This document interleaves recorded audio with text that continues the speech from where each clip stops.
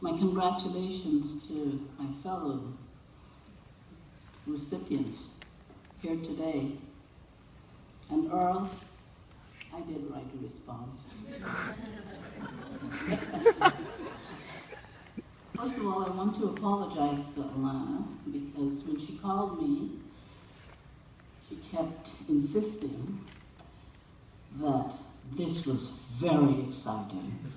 And evidently, I was not conveying too much excitement. So Alana, what I want you to know is that I was really in a state of shock. I was busy thinking about others at the university who are certainly more deserving of this award. Actually, I'm still not sure why I've been singled out for this honor, but I am very appreciative to be this year's recipient of the Will Gary Award.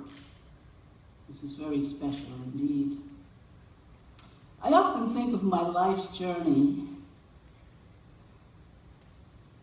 as comparable to a river, a natural and steady stream of water flowing in a definite course of diverging and converging channels of ebbs and tides, torrents, twists and turns, tributaries, overflowing its banks, drawing heavily from its banks, but always, always flowing continuously. I also associate my river with the Nile. Not the largest river in the world, but the longest. And some of you may venture to say, almost as ancient, given how long I've been at the university. The Nile is also the only river that shares its water resources with 11 countries on the African continent. My river converged slowly with the new school during the Jonathan Fanton era, when I trickled into the Central Administration offices, located on the 8th floor of the Johnson Kaplan building. It was an environment that churned with new ideas, filled with exciting twists and turns about the future of the school, and torrents of challenging and innovative projects, branding and rebranding, strategies for increasing enrollment, setting the Kaplan bookstore in place at the old GF building, right where our new building stands. The hours were long and the pace brutal. Pretty much like it is today in David Kansas. In the ebbs and tides of the next few years, I discovered that the new school had everything I needed to grow academically, professionally, and personally, as well as everything else I needed to satisfy my intellectual curiosity. Solid academic programs, a wide and continuing range of continuing education classes, dedicated and brilliant colleagues, creative and critical thinkers, free tuition, and other excellent benefits, including 4 weeks vacation and the ability to carry over unused time. Woo! This was the perfect fit for me. As I flowed along, I benefited greatly from extraordinary and generous mentors, such as Janice Hildebrand, Richard Rogers, Elizabeth Dickey, Alyssa Tenney, Elaine Abelson, Gina Walker, and my friend Julia Folks. And along my course, I also discovered treasure islands of deep and lasting friendships among faculty, staff, and students.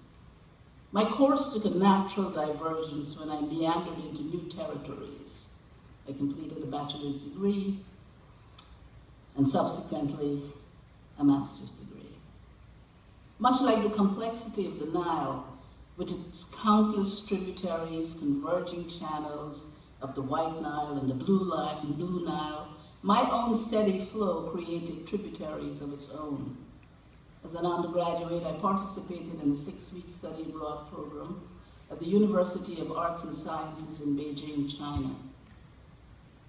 Later, during my graduate studies, I participated in the New School Trans-Regional Center for Democratic Studies at the University of the Western Cape in Cape Town, South Africa. I learned firsthand from ANC activists, journalists, priests, labor unionists, and professors, some of whom were pioneers of the struggle that ended apartheid, and instrumental in the truth and reconciliation process. There were also lectures about the transformation to a democratic process and the forging of a new and unique South African constitution that was influenced by progressive constitutions of the West. And as the Nile shares its water resources with 11 countries, I have cascaded through 6 previous administrations of the founding division and have benefited enormously from close relationships with each of its former deans, Elizabeth Dickey, Alyssa Tenney, Anne-Louise Shapiro, Linda Dunn, Lisa Servan, David Scully. Last year, I flowed into my 7th administration under the able leadership of Mary Watson, who I must add to my list of mentors. Drawing again on the generous wells of resources and benefits of the new school, I followed my other passion to work in the social justice ministry of the Moravian Church. To date, I have traveled to over 20 countries, partnering with citizens of those countries in the planning and implementation of educational programs for HIV/AIDS awareness, domestic abuse, health and wellness fairs, and distribution of microloans to create small businesses for women. The ability to use a full 4 weeks off, plus carryover time from the previous year in a calendar year, continues to be a great incentive for me. Additionally, a long weekend plus a couple of floating days guaranteed my participation in the annual trip my congregation makes to the Gulf Coast to collaborate with Habitat for Humanity since Hurricane Katrina. I'm actually proud to say that at one point, my church, the Moravian Church, was the only remaining denomination in the area, helping to build homes and serve hot meals daily. And if you want a stove, a washing machine, a dryer installed, if you want sash windows installed, this is your girl.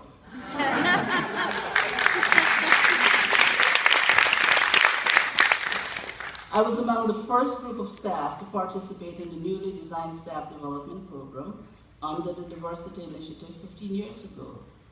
I am wholly a product of the new school, and the river continues to swell in amazing ways.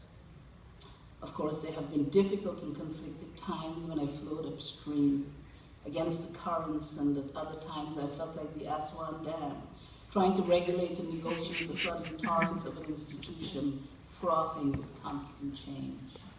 But through it all, I have come to love the new school deeply, passionately, and for many reasons: its aspirations and ambitions, its willingness to meet the challenges of an ever-changing world that sometimes rejects change, and perhaps most of all, for the remarkable family of staff, faculty, and students I have encountered here over many years. I respect and admire their dedication to helping the university live up to its legacy and its ideals. And after all that, I am now a recipient of the Will Gehring Award. This award has a very special significance for me because Will and I shared a wonderful bond of friendship. He will live in my memories forever young, beautiful, inside and out, and caring. I'm moved deeply by this honor, more so because you, perhaps all of you, many of you here, my co-workers across the university with whom I interact daily, have nominated me. This river before you, Thelma Armstrong, is now overflowing its banks with enormous gratitude and humility.